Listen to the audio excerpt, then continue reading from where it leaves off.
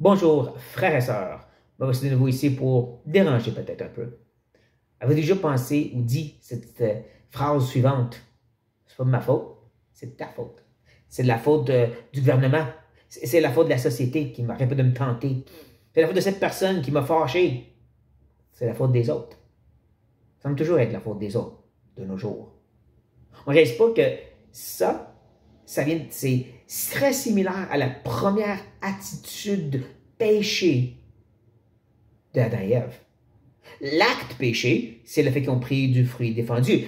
Mais l'attitude, c'est lorsque Dieu leur a dit, qu'est-ce que tu as fait? Et ils ont dit, c'est la faute de l'autre.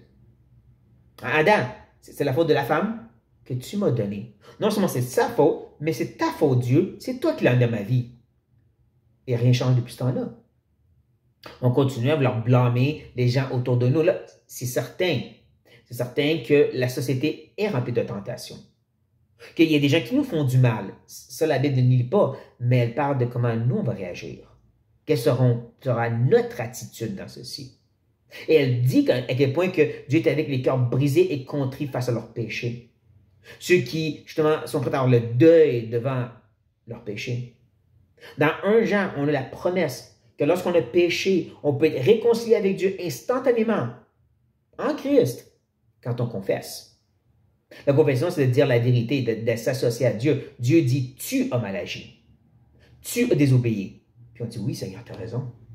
Comme David, lorsque Nathan a pointé du doigt et a dit, tu es cet homme. C'est toi qui as tué le mari de Bathsheba et qui a couché avec elle. Et instantanément, David a dit oui. Et même, il écrit un psaume pour parler de quel point il a péché. C'est ça que Dieu honore. Donc oui, comme j'ai dit, on ne nie pas qu'il y a des choses autour de nous qui vont nous attaquer.